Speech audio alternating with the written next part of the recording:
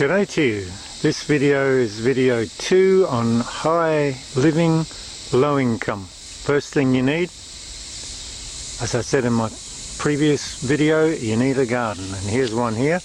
This is a circle garden, and I've been here 5 years, just over 5 years now, and all sorts of things have happened. That's a seedling peach tree, came from a peach tree up there. I don't know if you can see that in the distance, but anyway, that grew up by itself and I let it grow, and now it's a giant. And at the base of it I grow, which you can't see that clearly, is passion fruit, because this peach tree acts like a trellis, so it saves me having to build one, and it's rather compact. It goes up in the air and not spread along. I mean, I have a now dying or dead passion fruit vine that went along all the way along the fence line here, and you can do that too, but the peach trees are excellent for that. And there's one up there, and it's actually got peaches on it. It's the last of the peaches. That's good. Pawpaws grow very well. You've got to protect them from the frost though, so better off growing them deeper into the garden. I had a couple along the outside edge here and they suffered a bit. That one's not too bad. There's different types of pawpaws. There's male pawpaws, female pawpaws and bisexual pawpaws. And the males aren't that much good. You might just want one, and the bisexual and the female are fine. And they take about just over a year, faster in the actual tropics. This is the subtropics. So these are my compost bins. I chop everything finely up and layer it inside and then turn it every so often, making sure it doesn't get too wet and it doesn't get too dry. I use wool covering. This is quick. I mean, you can build frames and all the rest of it, but I find this works quite well. It gets hot. Well, it's hot enough anyway. So that's good. These are most of the plants you see here actually have self-seeded, and that's one little tip. Let plants go to seed and use compost, because in the compost not all seeds get destroyed. These are this is a parsley, just a straight parsley plant that came up by itself. If they come up, you know, wild and they're in a convenient place, just leave them. I do down here, for example, on nasturtiums. Anyway, you get the idea. Let stuff go to seed, and then you've got it for life. And you'd be surprised how many plants go to seed. Well, they all go to seed, but how many survive just by chance, if you like.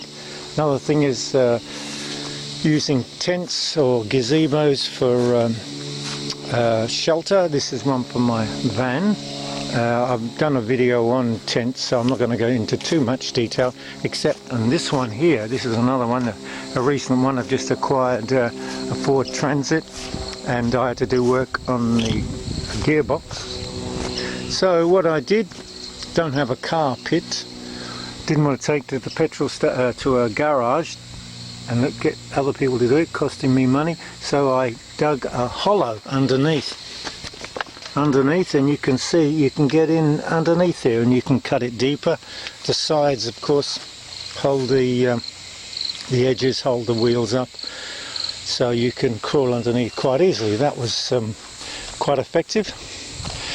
And around the edges I put some wood chip to save the grass growing right up to the side. Makes it a bit more awkward to get in and out, and also mow it because of all the guy ropes. So here is the western sun is over here. Here I plant arrowroot because it's thick, can handle, oh look, it can handle drought, flood, wind is probably about the only problem. So I planted it this side of the fence is here, so when the wind blows this way, it's got protection. It doesn't tend to blow that way so much, or if it does, there's so many trees and a hill that the wind is not strong that way. This is the strongest way because it's all clear. This is a sort of a mixed plantation here. This is moringa, the moringa tree or miracle tree. I think the Tagalog is Filipino, is malunggay. These are banana plants, of course. This is the subtropics. Guavas, and of course the ubiquitous peach tree. This is a rubber tree, and more malunggay or moringa, and there's a sort of a pioneer species tree, not doing too bad there. I might take that out and stick one of these in. These are very good. They're called ox hearts and other names can't remember. They're very good for creating leaves for I store my leaves and let them decompose slowly, and add a few mushrooms, whatever mushroom stuff I can get, and that's it in there, and eventually ends up as being a seed-free potting ingredient to a potting mix. So that's another thing. Here's another shade cloth, sorry, not shade cloth, gazebo with a tarpaulin on top. Right, this is one area where I do spend money. I get a decent tarpaulin, otherwise it wouldn't last a year. These are circle gardens. I've done a video on circle gardens, I think, as I said. I'll do another one shortly, but you have three problems up here, or here. It's wallabies, bandicoots and bush turkeys. And so therefore this finer mesh is to keep the bandicoots out. It doesn't have to be that tall because they're not that bright. They tend to want to dig and not jump. So in fact even that's about, I don't know, 15 inches. Even that is a bit too high. Or it doesn't need to be that high. You can have it lower. And this that will keep out bush turkeys because they can't really jump in there. I mean, they do jump. This is sweet potato corral there, and I just use anything I can get my hands on. This is a bit of fine, smaller gauge plastic mesh, which I don't really like using plastic, but it was free. It was actually on the property here when I came. So these are tomatoes staked up.